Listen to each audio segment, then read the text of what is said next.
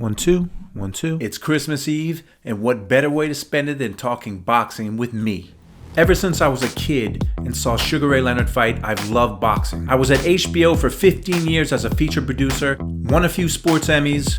Not bad. I got to travel the world and tell the great stories of these fighters. Maybe something of a rooting interest in Alexander among the entire HBO Sports crew here, because Alexander's manager is former HBO Sports producer George Jakovic. I've managed a fighter, I've worked a fighter's corner, being as close to the action as you can get.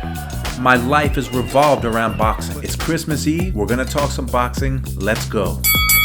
Saturday, December 18th, was a busy day in boxing. On DAZN, you had a heavyweight rematch. Joseph Parker took on Derek Chisora. Parker won a surprisingly close decision their first matchup. This time, it was all Parker. He dropped Chisora 3 times, but Chisora, to his credit, never stopped fighting, never stopped trying to win, but it was a clear-cut victory for Parker. Now, the curious part was the scoring. It was a unanimous decision, way closer than it should have been. Parker probably won 10 rounds of that fight. One of the scorecards only had him winning by 2 points. I'm not sure what fight those judges were watching. You had Seniesa Estrada on DAZN, the minimum weight champion of the world. What is minimum weight? You can't weigh over 105 pounds. Estrada scored a highlight film knockout over Maria Santizo. She's got incredible power for someone in that weight class. Her star is rising in boxing. 2022 promises to be another great year for her. And on Showtime pay-per-view, the co-main event on the Jake Paul Tyrone Woodley card, featherweight champ Amanda Serrano moved up to lightweight. She took on Miriam Gutierrez, and Serrano put on a clinic. She boxed, she punched, she won every minute of every round. And what this fight did was set up a potential huge fight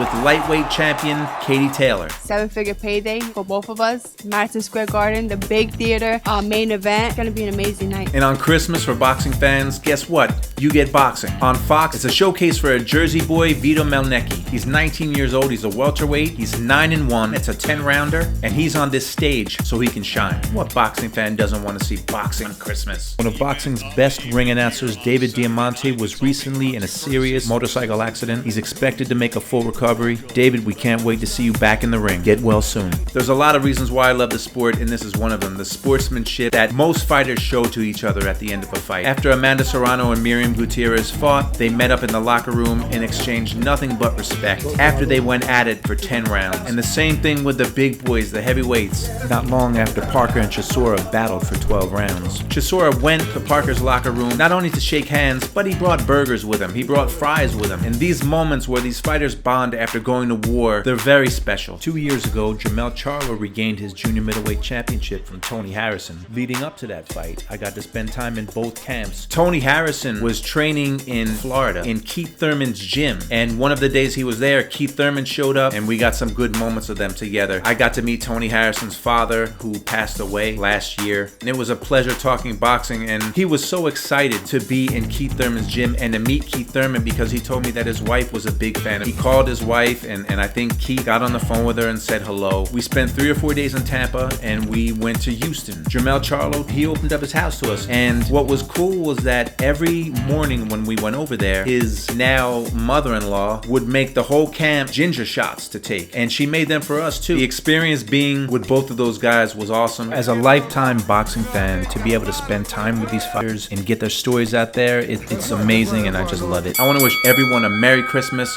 a Happy Holidays, whatever it is you're celebrating. I hope you have a great holiday season. Please go to my YouTube page, check out the content, like it, subscribe to the page.